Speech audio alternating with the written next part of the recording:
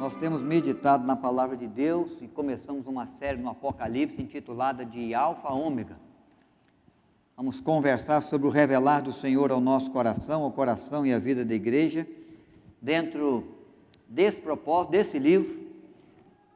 Apocalipse, assim, na linguagem social, né, é encarado como a palavra do caos, do fim, do problema, da aflição, da dor. Popularmente, é assim que tem se enxergado, se enfrentado esse tema aí. Essa semana mesmo eu vi uma propaganda de um filme, Apocalipse Duplo. Aí comecei a ver umas cenas, caos para valer. Marcando aí aflição, dor e tudo mais. Temos visto e descobrido que Apocalipse nada mais é do que o termo significa revelação de Deus. E para a igreja é uma boa nova. É uma palavra para promover paz, esperança, ao coração, a vida do crente, da igreja, que sofria muita dor, muita aflição, muita perseguição, muita morte, muita prisão, muito açoite, muita gente pendurada em madeiro, muita gente lançada em arenas para divertir o público, sendo mortos, cristãos, irmãos e irmãs nossos. Muita gente perdendo filhos, terras, bens. Império Romano entrando com tudo. Se encontrava fé em Jesus, trazia dor e sofrimento. Mas a palavra Apocalipse para a igreja é a palavra de esperança, de ânimo. É o revelar de Deus com respeito a Cristo glorificado. E nós vamos caminhando e vamos descobrindo essas verdades juntos nesse livro tão precioso para a igreja, tão precioso para nós. Sempre com o coração muito seguro do que nós cantamos agora, né? Vivemos a nossa vida aqui, temos os nossos compromissos, nosso comprometimento com a vida, com as coisas da vida, com a família, com o trabalho, com a igreja, com o reino de Deus, mas sabemos que os nossos olhos têm que estar voltados aos céus. Nós não somos desse mundo aqui. Não é essa terra que Deus quer que a gente conquiste, não. É novo céu e nova terra, preparada para aqueles que amam o Senhor. Onde está o nosso Deus, onde reina o nosso Senhor Jesus Cristo. É aí que nós vamos estar com Ele para todos sempre, num reinado também de paz, de gozo, de alegria, que Ele reserva para nós. Apocalipse, capítulo 1. Vou fazer a leitura sozinho aqui, sem um acompanhamento dos irmãos e irmãs, do verso 1 a 3. Depois eu vou projetar o verso 4 em diante, até o verso 8, tá bom? Hoje nós vamos ver esse tema aí, o retrato que o Pai revela com respeito a Cristo Jesus. Porque é uma coisa que a gente tem que lembrar bem. Quando Jesus vem ao mundo, a primeira vinda, Ele vem para revelar ao mundo o Pai que o enviou. Por isso que Ele vai dizer que quem conhece a mim, conhece o Pai que me enviou. Quem me vê, vê as minhas obras, conhece um pouco do Pai que me enviou. Ele veio para cumprir o propósito do Pai, para revelar o Pai, a glória do Pai aos homens. É o Filho unigênito do Pai vivendo entre os homens. Então Jesus vem para revelar o Pai Celeste. Por isso que em muitas orações Ele vai dizer: Pai, para que te conheçam e conheçam aquele que me enviou. Através das obras, do agir, do proceder, do ensino, da vida que eu dou, do sangue que eu vou verter. É Jesus revelando o Pai. No Apocalipse não, o Apocalipse é Deus revelando o Filho. Visão que Deus dá a João a respeito de Cristo Jesus, o seu Filho glorificado. Então nós vamos ver hoje, nesses primeiros versículos, o retrato, o início do retrato que o Pai traz para nos revelar o seu Filho.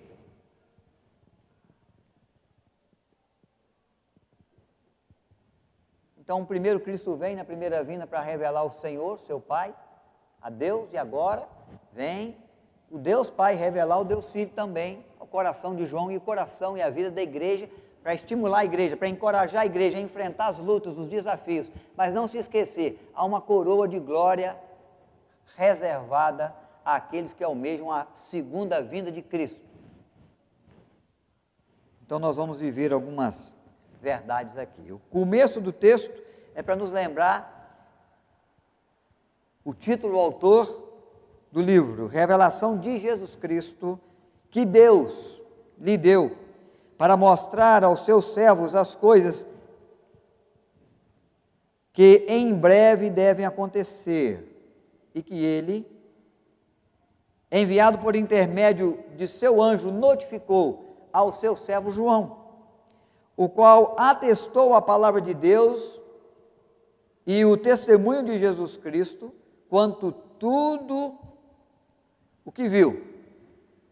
Bem-aventurados aqueles que leem e aqueles que ouvem as palavras da profecia e guardam as coisas nelas escritas, pois o tempo está próximo. Então nós cantamos aí, vem Jesus, Maranata. A igreja vem cantando essa glória, essa expectativa, esse aguardo, né? E João fez isso também.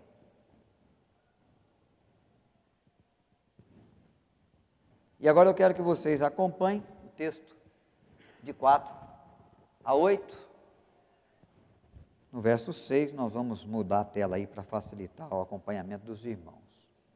João, às 7 igrejas que se encontram na Ásia, graça e paz a vós outros, da parte daquele que é, que era e que há de vir, da parte dos 7 espíritos que se acham diante do trono, e da parte de Jesus Cristo, a fiel testemunha, o primogênito dos mortos, o soberano dos reis da terra, aquele que nos ama e pelo seu sangue nos libertou dos nossos pecados, e nos constituiu reino e sacerdotes para o seu Deus e Pai. A ele glória e o domínio pelos séculos dos séculos. Amém. Eis que vem com as nuvens, e todo olho verá, até quantos os transpassaram, e todas as tribos da terra se lamentarão sobre eles, certamente. Amém. Eu sou o Alfa e o Ômega, diz o Senhor Deus, aquele que é e que era e que há de vir, o Todo-Poderoso. Graças a Deus por sua palavra e pela certeza da riqueza que ela traz ao nosso coração, para que, como igreja do Senhor, vivamos na expectativa da segunda vinda de Cristo de forma gloriosa nos céus, porque o nosso Deus é aquele que rege, é aquele que conduz a história nas mãos.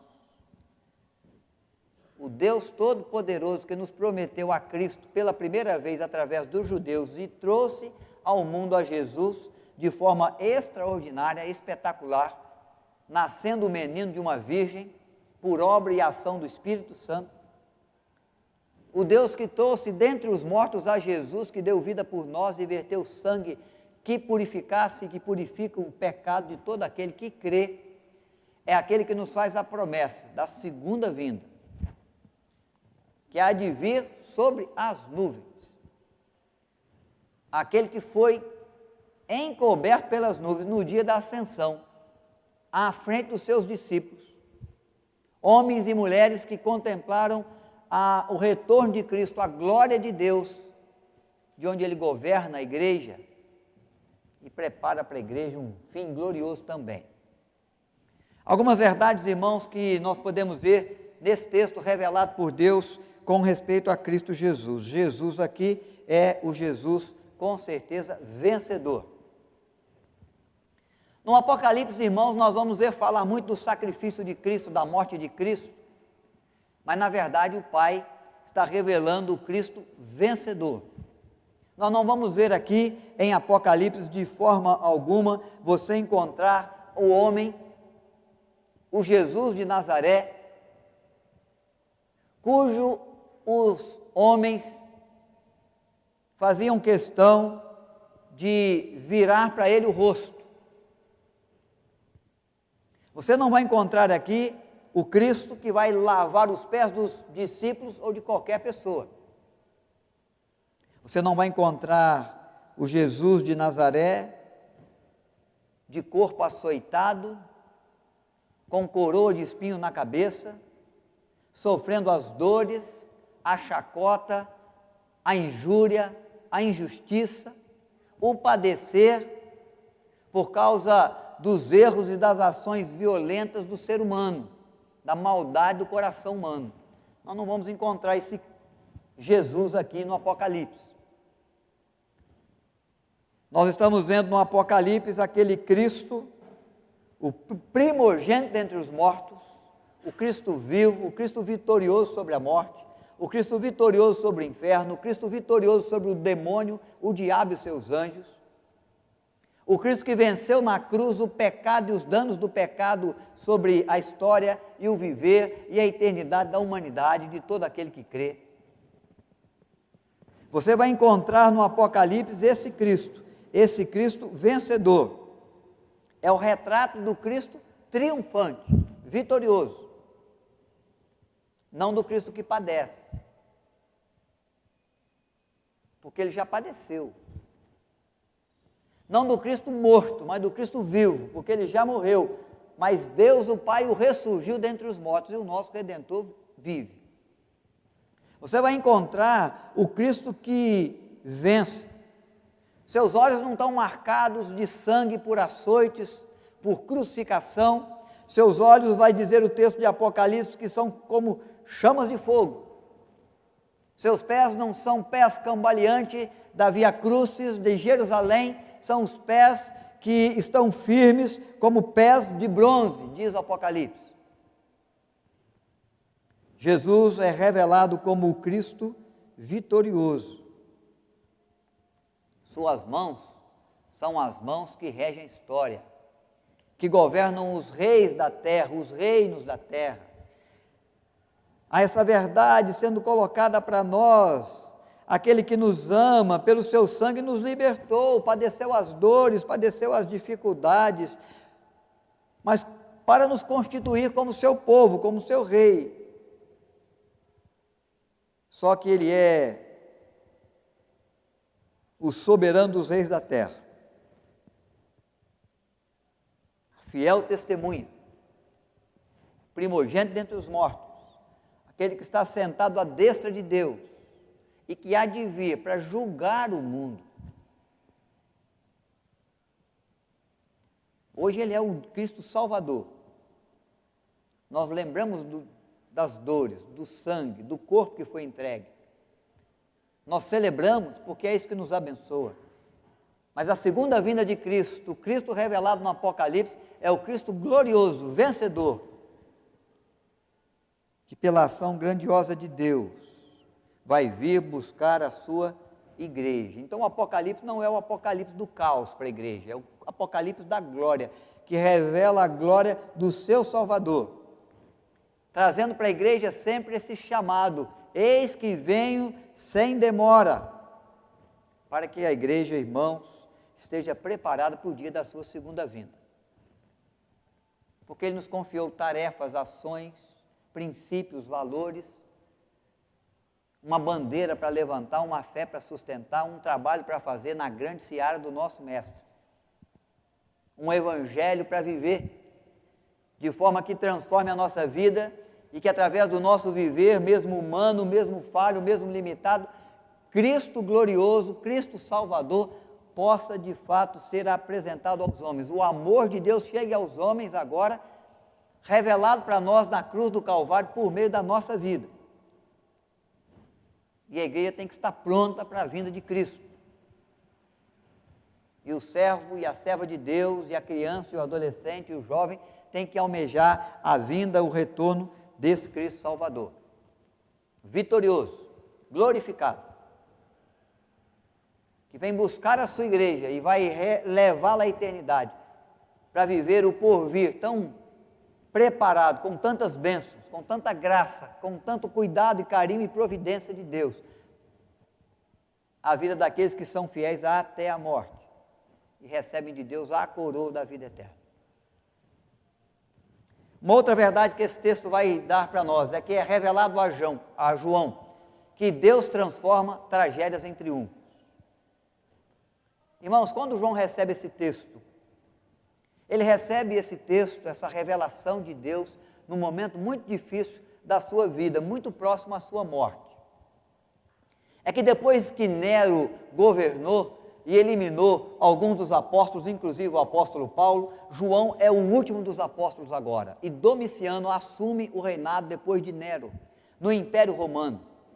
Domiciano é chamado de o Nero II, segundo Nero. Ele age contra a igreja com perversão, com maldade, com violência. Um homem que persegue de maneira sangrenta e violenta a igreja de Cristo. Ele encontra João, o último dos apóstolos vivos. Ele tira de João a sua liberdade. Ele vai exilar João preso junto a uma ilha. Numa ilha prisional. Um lugar de malfeitores, um lugar de homens perversos, um lugar com muita umidade, com muita enfermidade, com pouco cuidado para a sobrevivência da vida, com muito castigo, para promover muita dor, muito sofrimento naqueles que estão ali presos. O propósito de Domiciano é eliminar o cristianismo,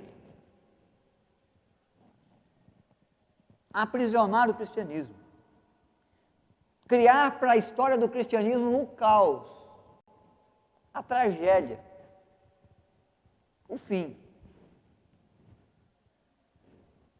E é interessante que o imperador leva João para esse lugar, para a prisão, na ilha de Patmos. Deus transforma esse lugar para João num lugar maravilhoso. João vai viver, se não a melhor, um dos melhores tempos da sua vida, da sua história. Porque no meio do caos, da prisão, da dor, do sofrimento, Deus vai dar para ele a possibilidade de contemplar o trono de Deus e do Cordeiro. Anjos, querubins, serafins voando ao redor do trono e entoando louvores a Deus, dizendo glória e honra e força e poder pelos séculos dos séculos sejam dados ao nosso Deus, que se assenta no trono e rege as nações, e governa os reis da terra. A proposta do imperador é causar o dano, é causar o mal, é afligir a alma, é levar João, quem sabe, ao desespero, ao desalento, é colocar João numa situação que, quem sabe, o fizesse pensar se valeu a pena exercer a fé, lutar pelo Evangelho, edificar a igreja, testemunhar do nome de Cristo e padecer por causa desse nome. Ele quer causar o caos, ele quer gerar a tragédia, ele quer dar um fim trágico para a história do apóstolo João. Deus transforma isso num momento glorioso. João vai viver e ver e ouvir coisas, irmãos, que nós almejamos ouvir e vamos ouvir, mas só quando Cristo voltar depois da sua vinda. Ele viu isso enquanto vivo, no tempo da sua dor, no tempo da sua prisão. Enquanto o imperador queria trazer caos, Deus deu triunfo.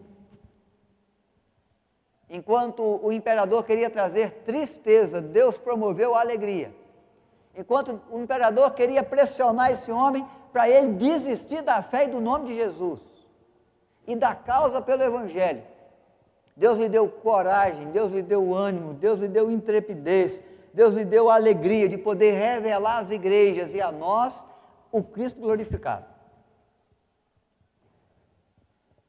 Então, há algumas verdades que a gente já pode ir tirando para nós. Primeiro, a igreja ela tem que sempre almejar a segunda vinda de Cristo. Temos que viver os nossos compromissos, nós temos que viver as nossas realidades, andando com o nosso pé na terra, mas olhando sempre para os céus e preparando o nosso coração, a nossa vida, para a vinda de Cristo. E diz o apóstolo João em uma das suas epístolas que nós aceleramos a vinda de Cristo, apressamos a vinda do Senhor. De que forma? Testemunhando do Evangelho e espalhando a boa nova aonde o Senhor nos levar. É assim que a igreja prepara para o momento da vinda de Cristo, para ela poder dar conta, prestar conta de tudo que fez em prol do reino de Deus e do Evangelho, tendo recebido a graça de Deus que em Cristo nos alcança e nos torna filhos. Você tem andado assim, aguardando a vinda de Cristo, o retorno de Cristo à terra, a segunda vinda, quando Ele vai levar a sua igreja para reinar com Ele? Isso é algo que faz parte da sua expectativa de viver, precisa fazer parte da expectativa nossa. Lembrarmos das coisas celestiais que Deus reserva para nós, porque nós somos cidadãos dos céus, não da terra. Aqui não vai ter reconhecimento nenhum. Aqui é o que Cristo falou: no mundo tereis aflições. A Bíblia menciona que quando nós falecemos e partimos desse mundo para os braços de Deus, nós vamos descansar das fadigas que as tarefas, que as ações, que as circunstâncias dessa vida traz para mim e para você. Por isso nós caminhamos aqui testemunhando de Cristo, aguardando a vinda de Cristo. Você precisa ter isso no seu coração, na sua alma, para não se encantar com as coisas desse mundo e se esquecer que o nosso lar é lá, é nos céus. Há um cântico que nos lembra dessa verdade, né? Passarinhos, belas flores, querem te encantar. Quantas coisas belas Deus fez para nós usufruirmos aqui, devemos usufruir, mas não podemos esquecer, há algo muito maior, muito mais grandioso para nós na eternidade. Isso não pode nos prender aqui. Nós temos que almejar a vinda de Cristo. É bom ter a família, é bom ter a casa, é bom celebrar o Dia dos Pais, é bom reunir a família para sorrir, para viver bons tempos, para produzir boas memórias. É bom ver um bom resultado no trabalho, é bom ver um reconhecimento das nossas ações. Mas nada disso se compara com o que Deus prepara para nós no porvir. Por isso João está visualizando o trono de Deus no tempo do caos da sua história. Porque Deus está falando para ele: seu negócio é aqui, é comigo, não é com o imperador, não. Não é na prisão, não, é na liberdade. Não é na aflição, é na paz. Não é no desespero, é na esperança. Não é no ódio, na violência, é no amor. Graças a Deus. Porque Ele também que tem transformado as nossas causas terrenas aqui, as nossas circunstâncias terrenas aqui, aparentemente de caos, de perdas, em momentos de vitória, pelo cuidado de Deus se manifesta. Porque não está na mão daquele que age contra nós, que trabalha contra a nossa alegria, que quer roubar de nós a felicidade e a paz. Nem aquela situação, nem aquela circunstância que nos aflige, que nos deixa sem saber o que fazer, a que rumo tomar, que amarra as nossas mãos e pés para a gente não ter mesmo o que fazer. Deus é maior que tudo isso, Ele conduz a história, Ele prepara caminhos de vitórias, de saída, de solução para mim e para você. Ele já transformou o fim da sua história de caos numa eternidade sem Deus, numa eternidade de choro e ranger de dente, num tempo de gozo, de alegria, que a morte não pode tirar de você, nem mesmo os seus pecados e os meus pode causar mais. Pela fé que exercemos, pelo amor de Deus que na cruz se revelou. Transforma o fim de caos, de sofrimento, de dano, em um fim de glória. Triunfo. Graças a Deus. João não está vivendo o tempo que o imperador queria. João está vivendo o tempo que Deus quer. Deus é acima do imperador. Domiciano quer o caos. Deus prepara a glória, a alegria. Domiciano quer que ele desista, que ele negue a sua fé, que ele pense que não valeu a pena. Deus está mostrando para ele: sempre vai valer a pena. Sempre vai valer a pena cooperar com o reino de Deus, cumprir na sua vida a vontade do Pai Celestial. Por isso que João nos ensina tantas verdades preciosas também, meus irmãos. E Deus revela isso por meio de muitos símbolos. Pastor, tem muitos símbolos no Apocalipse. Por meio de números, por meio de figuras, algumas figuras mais ou menos, algumas figuras bem feias, bem medonhas. Irmãos, João recebe de Deus e escreve às igrejas, como Jesus proclamou as parábolas às vezes. Por que Jesus proclamou parábolas? Por que às vezes o ensino de Cristo vem para parábolas? Para que a verdade de Deus seja revelada para uns e oculta para outros. Imagine você, um cristão, escrevendo cartas e enviando as cartas para as igrejas. Irmãos, o Império Romano não é bobo, ele pegava, ele lia todas aquelas cartas para saber se João podia enviar. Primeiro passava pela polícia.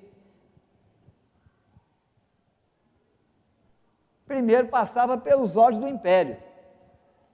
Eles olhavam aquela figura que emerge do mar, no Apocalipse 13, uma besta com chifres, com 7 cabeças, uma figura medonha saindo do mar. João está escrevendo, a igreja recebe e entende muito bem a mão do Império Romano que oprime a igreja, que é usada pelo diabo para açoitar o corpo físico da igreja. O Império Romano olha aquilo, não entende nada, encaminha as cartas para a igreja.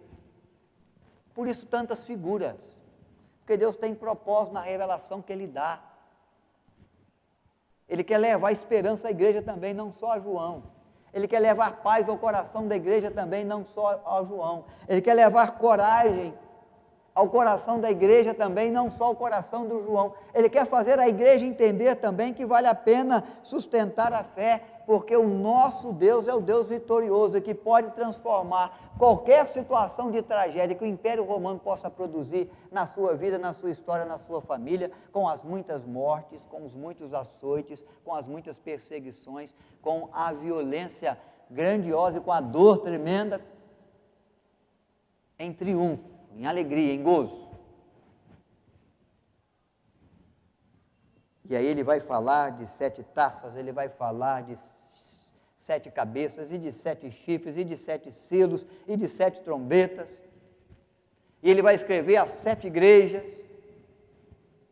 E a gente fica perguntando, por que só 7? Se na Ásia havia muito mais. O propósito do 7 na Bíblia é para dar um número inteiro. João não escreve apenas para as igrejas da Ásia, ele escreve para todas as igrejas, para todo o povo de Deus, naquele tempo, em todo tempo, inclusive para nós. É carta de Deus chegando para mim, é revelado o Senhor chegando para você, para que você não se esqueça, Deus é aquele que transforma a situação de caos em triunfo, de tristeza em alegria, de angústia, de dor em gozo, de desespero em esperança. Revelar de Deus a João e a nós. Graças a Deus por sua palavra enviada a João e a nós. Retrato de Cristo revelado então à igreja. Então, apesar de ter muitos símbolos, muitos nomes, muitas figuras, muitos números, 144 mil selados, é preciso que a igreja entenda a mensagem. Porque a mensagem que Deus revela a João, Ele revela a nós. Então é importante que você se debruce nesse livro também comigo aqui. Que você leia esse livro em casa. Que você busque de Deus capacidade na ação do seu Espírito para entender o que Deus quer falar para você. O que Deus tem para dizer ao meu coração, ao seu coração. Porque Deus falou ao coração da igreja no seu tempo lá. Foi uma mensagem acolhida pela igreja, que deu encorajamento para a igreja, que deu felicidade para a igreja, que deu para a igreja propósito de seguir adiante, apesar das circunstâncias. Que fez a igreja acreditar na força do Evangelho e no poder de Deus.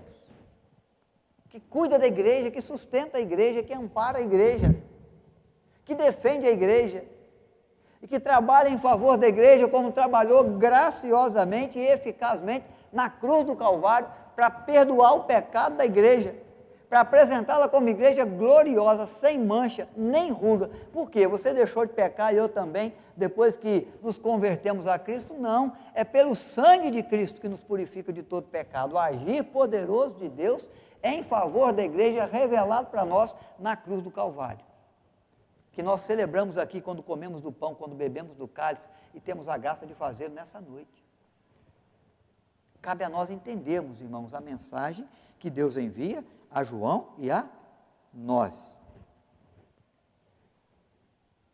É Deus falando com a igreja. É Deus lembrando a igreja de que Ele é Senhor da igreja, de que é Cristo que sustenta a igreja nas suas mãos. As mãos de Cristo agora não são as mãos que recebem os cravos da cruz, são as mãos que sustentam a igreja. Nas mãos de Cristo está os 7 candeeiros de ouro,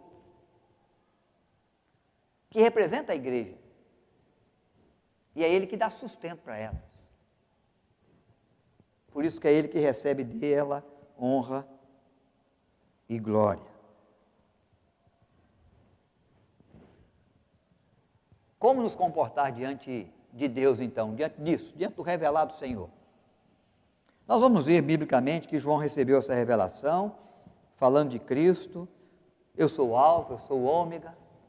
Nós vamos ver, se você pode ver em casa, nós vamos ver daqui uns dias aqui. João recebe a primeira revelação de Deus, do trono de Deus, e cai como morto. Ele desmorona, ele não aguenta. Na sua humanidade, ele não aguenta a graça de Deus que revela, que se manifesta, que se apresenta.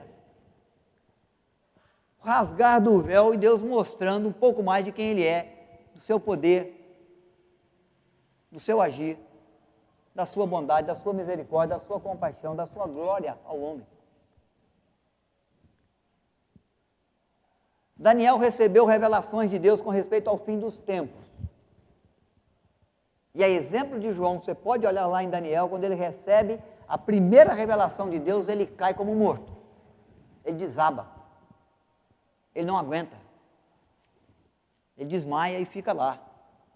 Não sabemos quanto tempo, depois que ele acorda, que ele volta a si. Isaías contemplou o trono de Deus, Isaías 6. No momento em que Deus vai chamá-lo para ser profeta em Israel. Qual que é o sentimento de Isaías? Vou morrer. Senhor, os meus olhos viram o Deus Santíssimo. Ai de mim, que habito no meio de um povo impuro de impuros lábios, e contemplo a santidade de Deus. Vou morrer. Desaba. Desaba. Diante da presença de Deus, irmão, só há uma situação para o ser humano: desabar. Se prostrar com o rosto em terra. Cair e se lançar aos seus pés. Nós não aguentamos isso não. É preciso temor e tremor. Primeira coisa foi desabor. Sentimento de pecado, sentimento da pecaminosidade, dos erros, das falhas, da iniquidade. Mas mesmo assim Deus disse que não nos tratou conforme os muitos pecados, mas conforme a sua grande misericórdia. Nos amou quando éramos ainda pecadores. Não tínhamos nem consciência dos erros, das falhas. Ele nos buscou, Ele nos alcançou assim. Agora João contempla o Cristo glorificado, não é mais aquele com quem ele andou, com quem ele comeu, a quem ele abraçou, que já gerou alguns temores no coração de João e dos apóstolos naquele tempo, quando encontrou ele andando sobre as águas, dando ordem ao vento e ao mar, e eles lhe obedecendo, expelindo demônios e curando muitos enfermos.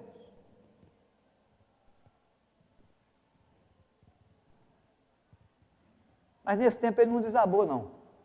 Ele teve medo, ele fez pergunta, mas agora, no momento que ele contempla o Cristo glorificado, ele desaba, ele não aguenta, ele cai. Sentimento de temor e tremor diante de Deus. Às vezes nos falta isso, irmãos. Nós esquecemos que nós estamos diante de Deus no nosso viver por aí, nas nossas ações, nos pactos que fazemos, nas alianças que firmamos, nas mesas que frequentamos, nas palavras que damos, no procedimento que temos. Estamos diante de um Deus santo, e que nos orienta e que nos alerta muito bem na sua palavra: sede santos, porque eu sou santo. Se não houver temor e tremor no coração, se não nós nos quedarmos diante dos pés de Cristo, da glória de Deus, nós podemos começar a questionar o nosso coração e a nossa mente com respeito ao conhecimento que temos de Deus. João está vivendo um tempo glorioso, um tempo de gozo, um tempo de alegria, um tempo de privilégio que Deus está concedendo para ele e para a igreja. Mas diante de Deus o que nos cabe é, como Daniel falou, corar o rosto, envergonhar, envermelhar o rosto de vergonha, em razão dos nossos pecados, das nossas falhas, da nossa iniquidade. A ceia serve para nós reconhecermos os erros e sairmos daqui com o nosso coração limpo pela ação de Deus que em Cristo nos purifica. Nós temos que aproveitar essa oportunidade, nos assentar com ela com muita consciência de quem Deus é, do que Ele fez, de quem somos.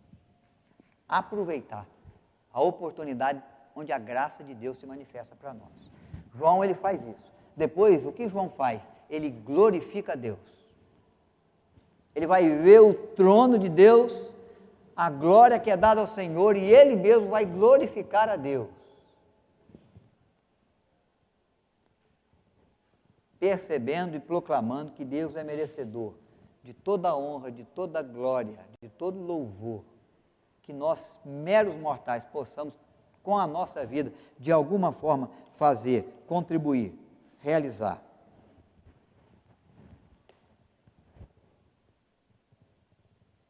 Que precioso, irmãos, vemos esse sentimento de João diante de Deus, porque ele sabe que ele está sendo saudado com graça e paz da parte do próprio Deus, que ele sabe que diante dele ele tem o Senhor de toda a terra, o Rei dos Reis. Ele recebe a saudação do Deus triuno, Pai, Filho e Espírito Santo. Ele é aquele que agora contempla o Cristo que virá, e é lembrado para ele, com certeza, nesse texto, de que o Senhor há de vir. É o tema central do livro que nós vamos ver que Deus não quer que João nem a igreja esqueça, de maneira nenhuma. Eis que vem sobre as nuvens, verso 7, todo olho verá, até quantos o transpassaram. Todas as tribos da terra se lamentarão sobre ele, certamente. Amém. Então nós vemos, irmãos, o Deus Todo-Poderoso manifestando a sua glória e o seu propósito de salvar o perdido. João poderia pensar assim, mas será que essas coisas vão ser fiéis, vão ser verdadeiras? Vão de fato acontecer? Para não restar dúvida, ele recebe esse versículo aí. Eu sou o princípio, eu sou o fim de todas as coisas. O Todo-Poderoso. O Todo-Poderoso. Será que essas coisas vão acontecer? Será que Cristo vai vir mesmo? Será que as situações de caos da nossa vida podem ser transformadas em situações de triunfo, se Deus resolver interferir e intervir em favor de nós?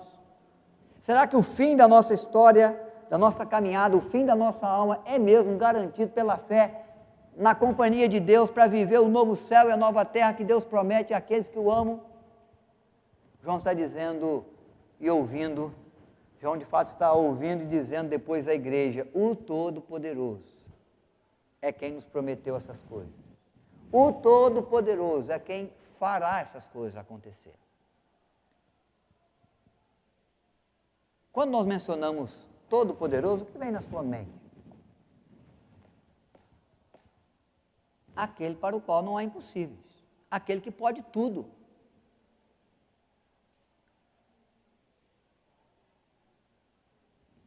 Aquele que pode frustrar a ação do imperador, que te mandou aqui para sofrer, mas eu vou transformar esse fim da sua vida em glória, em alegria, em júbilo. O Todo-Poderoso, que fez promessas para a primeira vinda e cumpriu, é aquele que promete a segunda vinda, porque para ele não há impossível, ele pode tudo. Nós não podemos, e às vezes nós falamos, você não pode fazer isso, não pode mesmo. Você não tem condição de realizar essa tarefa, e às vezes nós não temos mesmo. Mas ninguém pode dizer isso para o nosso Deus. Queira o Império Romano ou não, queira o ser humano ou não, trabalhe o diabo contra ou não, e ele trabalha muito. E o Apocalipse mostra que ele usa de todas as ferramentas, de todas as armas, para tentar destruir os planos e propósitos de Deus para com a sua igreja. E em tudo ele é frustrado, porque o Todo-Poderoso é aquele que nos guarda.